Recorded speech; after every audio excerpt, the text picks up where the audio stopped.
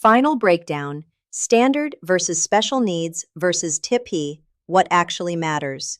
Conclusion and summary. Now that we've walked through standard GPD, special needs GPD, and TIP, let's bring everything together so you can clearly understand what these models really mean, especially if your goal is income. At the surface, all three models look similar. They all involve housing veterans. They all involve some level of support, and they all connect back to the same system. But once you go deeper, you realize they operate very differently, and they produce very different outcomes. Let's start with standard GPD. This is the foundation model. It's where most people begin, and for good reason. Standard GPD gives you access to per diem income, meaning you are paid per day, per occupied bed. The setup is usually shared housing, basic structure, and a relatively straightforward operational model. It's not passive, but it is manageable. This is where you learn the system. This is where you build relationships.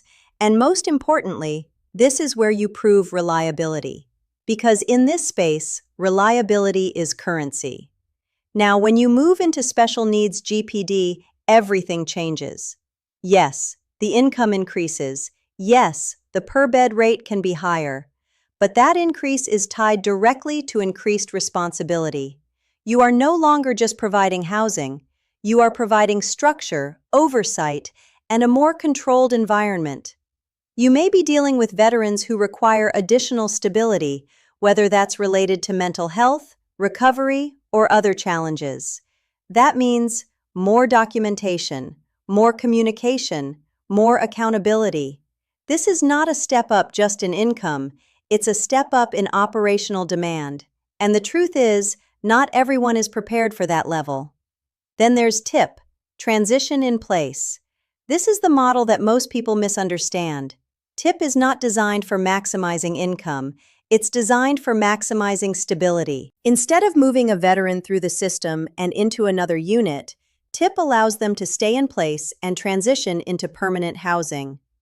From a human standpoint, it's incredibly effective. From an income standpoint, it changes the model entirely. Because once that transition happens, you are no longer operating under per diem. You shift into rent-based or voucher-based income.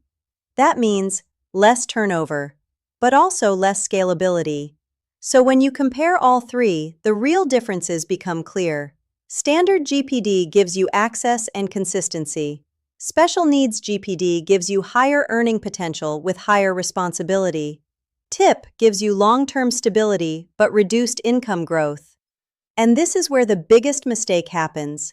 Most people chase the highest number they see without understanding what it takes to maintain it.